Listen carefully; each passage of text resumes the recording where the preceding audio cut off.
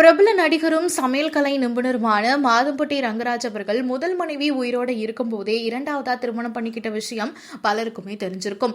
இரண்டாவதா கல்யாணம் பண்ணிக்கிட்டு என்னை ஏமாத்த பாக்குறாரு, என்னுடைய முதல் மனைவியோட நான் ஜுடிஷியல் செப்பரேஷன்ல தான் இருக்கேன் அப்படிங்கிற மாதிரி சொல்லி தான் என்னை காதலிச்சாரு. திருமணமும் நடந்து முடிஞ்சிச்சு. இப்போ அவருடைய குழந்தை என் வயிற்றுக்குள்ள இருக்கு. ஆனா இப்போ அந்த குழந்தை எனக்கு வேணாம், நீயும் வேணாம் அப்படிங்கிற மாதிரி சொல்றாரு. என் கூட அவர் பேசுறதே இல்லை. இதை குறித்து நான் குக் வித் கோமாளில போய் அவர்கிட்ட கேட்டப்போ அந்த செட்ல இருக்கும் போதே அவர் என்ன அடிச்சிட்டாரு அப்படிங்கிற மாதிரி புகார் ஒன்று கொடுத்திருந்தாங்க. அண்ட் இப்போ குக் வித் கோமாளிலிருந்தே மாதம்பட்டி ரங்கராஜ் அவர்கள் வெளியாயிட்டாரு அப்படிங்கிற மாதிரியான தகவல் ஒன்று வெளியாகிருக்கு.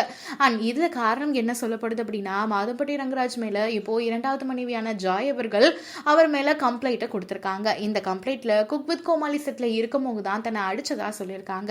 அதனால குக் வித் கோமாளில அவர் கலந்துக்க முடியாத நிலை ஏற்பட்டுள்ளதாகவும் அண்ட் குக் வித் கோமாளிக்கு கெட்ட பேர் வரும் அப்படிங்கிறதுனால சேனல் சைட்லயே இவரை அந்த ஷோல இருந்து எடுத்திருக்க வாய்ப்பு இருக்கு அப்படிங்கிற மாதிரியான செய்திகளும் வெளிவந்திருக்கு.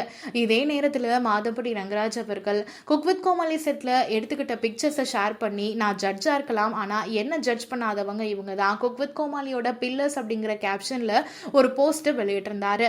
இதுவரையும் இப்படி ஒரு போஸ்ட் அவர் போட்டதே இல்லையே, எதுக்காக இப்படி ஒரு கேப்ஷன் கொடுத்திருக்காரு, அப்ப உண்மையாவே குக் வித் கோமாளி செட்ல இருந்து இவரே விலக போறாரு போல அப்படிங்கிற தகவலும் வெளியாகிருக்கு.